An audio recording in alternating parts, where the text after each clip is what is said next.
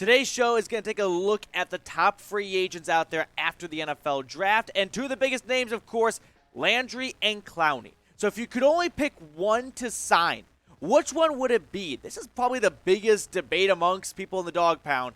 Let me know by putting the jersey number for 80 for Landry or 90 for Clowney, who you'd rather sign down below.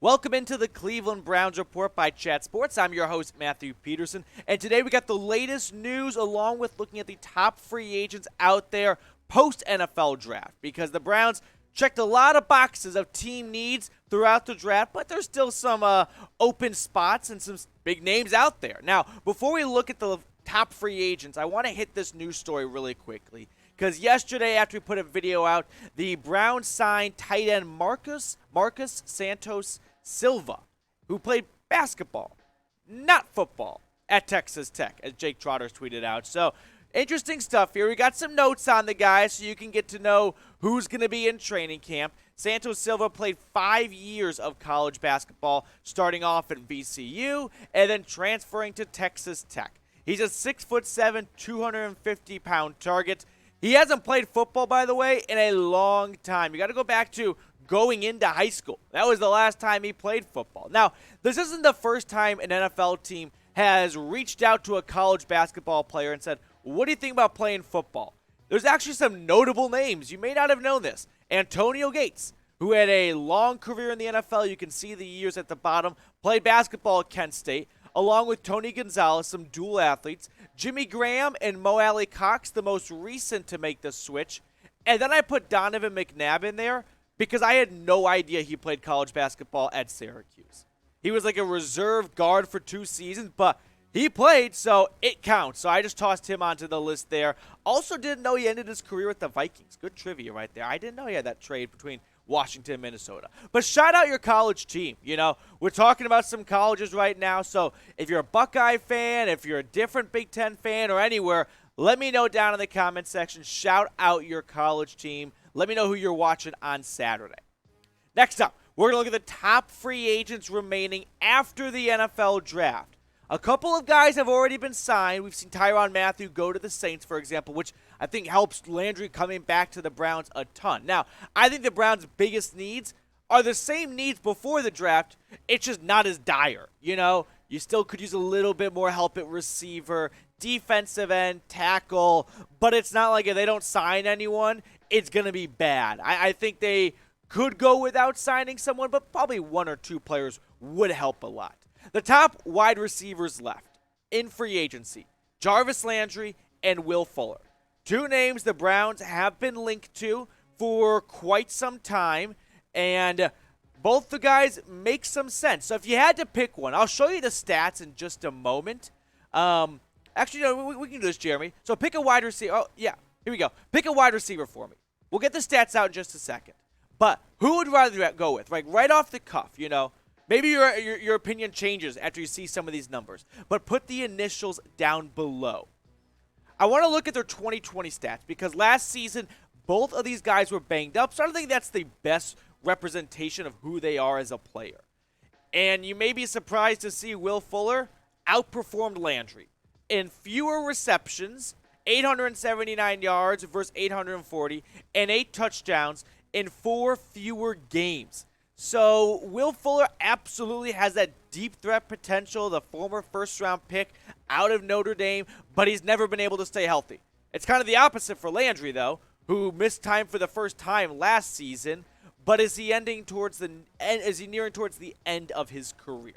Other wide receivers remaining, some big names and some guys you may not realize are still in the league. Julio Jones, of course, and T.Y. Hilton, both guys who were injured a ton last season, and I don't think Julio's got much left in the tank, but the guy's a name at this point. It's Julio Jones. And then DeSean Jackson, who listed the Browns as one of 4 teams he would consider playing for. I'm not all that high in DeSean Jackson, but he does offer you that deep threat, big play potential that you don't really have in Amari Cooper or David Bell, maybe DPJ and Schwartz, but they're still pretty young in their careers. So let's compare these 3 guys. Look at the numbers for what they did last season. Hand up, Julio Jones is one of my earlier fantasy picks. not a good pick at all. Listen, none of these guys had phenomenal seasons last year. DeSean Jackson, I just feel bad for because he was on a Super Bowl winning team and asked to leave to go to the Raiders, which I don't know why anyone would ever do that. So those are the raw numbers right there of the top 5 free agents remaining at the wide receiver position. We'll check out defensive ends in just a second, but we are in a neck-and-neck race. Producer Jeremy, right now, hosts our Steelers Talk channel at Chat Sports. He's flipping me the bird, so maybe you work with a Steelers fan. Maybe you share a desk or a cubicle, whatever it may be, and you can't stand the fact that you got to sit that close to them. Hit that big red button and subscribe if you hate the Steel Curtain, if you hate Pittsburgh, if you hate the Steelers, or if you just want a free place to get Browns content. All of that works, all of the above. Hit that big red button and subscribe. On to defensive ends. The biggest name, Jadeveon Clowney. I want to see this happen. I want to see him come back to the land. If not, though, Jerry Hughes is probably second. I wouldn't say on my list, but what I'm hearing from where the Browns are interested in looking at. So let's put some good energy out in the universe. Type me if you want to see the Browns re-sign Clowney. You know, if you think Clowney and Garrett running it back would be one of the better defensive end duos the Browns could get, put me down below. Let's look at the numbers, though. Clowney last season outperformed Jerry Hughes across the board, really, right? Hughes, way older than Clowney, definitely towards the end of his career. Maybe Barry thinks, if I can't get Clowney, Hughes may be my next best option on a 1-year, close to vet minimum contract, and squeeze every drop of football this guy's got left in him. 3 other free agents still out there. Jason Pierre-Paul, JPP, Melvin Ingram, and Carl Nassib. So a familiar face there with Nassib. You know, maybe it's just me, but sometimes when teams let a player go or they don't bring him back, whatever it may be, I think, well, why would they ever want to bring him back? Well, they got some familiarity with the guy. They know him, and it's a business. It's not personal. I got the stats here for what they all did this past season. I think JPP is probably the best of the bunch, and the numbers kind of speak for that. You also got to look at the age factor. Jason Pierre-Paul a little bit older than Carl Nassib. Melvin Ingram had a good season down the stretch, but ultimately not what you looked for when he started things off in Pittsburgh. So we'll check out some other free agents remaining in just a second. But if you're looking for a spot to get even more Browns content, visit us over on Rumble, rumble.com/Browns Report. We're also growing over there. We recently crossed 1,500 subscribers, so the march is on for 2K. Subscribe on Rumble today to get the best Browns news and rumors. Now on to defensive tackles. Not a big list reveal here, just because I haven't heard much of anything in terms of who they may be looking at a little closer. 5 guys I wouldn't mind seeing. Eddie Goldman, second-round pick for the Bears. He sat out in 2020 because of COVID, and then he just didn't bring it this past season in Chicago. Ndamukong Suh, who has quietly been underappreciated. We'll check him out more in a second. Larry Ogunjobi. You want to bring Ogunjobi back? Well, he failed his physical with Chicago after being a big signing for them, I guess, back in like February, March, actually. So maybe you can get him for cheap.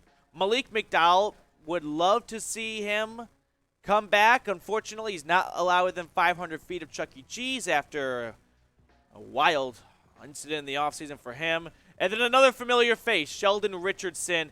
Again, another guy that I know it may seem like, why would the Browns want to bring him back? They moved on from him. Well, because teams sometimes like to bring back familiar faces. They know the guy. They don't just start from scratch. I'm actually pretty interested in Suh. You may feel like he's kind of done because he got the huge money in Miami. It didn't quite work out. Went to the Rams, and that didn't quite work out. But he's been sneaky productive in Tampa Bay. 6 sacks, 13 QB hits last season. I get it, he's the oldest of the bunch, but here's the thing with Suh. He's actually never missed a game because of injury. The only time he missed a game was, remember that Thanksgiving game when he stomped on a player? Yeah, that's the only time he's missed time. So, who do you want the Browns to sign? We checked out, 15 names? Let me know who was your favorite, or it's someone else I didn't talk about. That's all right, too. Let me know in the comment section who you'd like to see the Browns sign. Lastly, Hue Jackson is a confirmed fraud. We're going to check on the latest Browns news related to this and some other stuff. But yeah, Hue Jackson, remember when he said the Browns were paying me to lose games? all right, Hugh, you need to no help losing games. But here's what the NFL investigation came out with. The investigation found no evidence to suggest that the Browns' 4-year plan or the club's ownership or football personnel sought to lose or incentivize losses and made no decisions deliberately to weaken the team to secure a more favorable draft position. So if you think Hue Jackson is a complete and utter fraud with a capital F, type F, spam F down below. Let Hugh know, by the way, when he tried to say that he was his Hue Jackson Foundation. Remember when that came out and he's like, and I'm the biggest donor to it, and I also pay myself through it. That's actually called tax evasion fraud. So great job in outing yourself there, Hugh. You really put the nail on the head right there. So Hue Jackson's a fraud. Last thing on today's show, just want to get this information out to anyone watching. In case you missed it, rookie minicamp dates were announced, and the Browns will be hosting their rookie minicamps dates. Hosting the rookies during minicamp May 13th to the 15th. So what is that? 10 days from now it starts. Some teams just do 1 day. Some teams do 2 days. The Browns are going for 3 days, so 13th, 14th, and 15th. So they're going to be getting Martin Emerson, Perrion Winfrey, David Bell, and the rest of the crew a ton of work over those 3 days in Berea. Follow me on Twitter. Wrap up the show.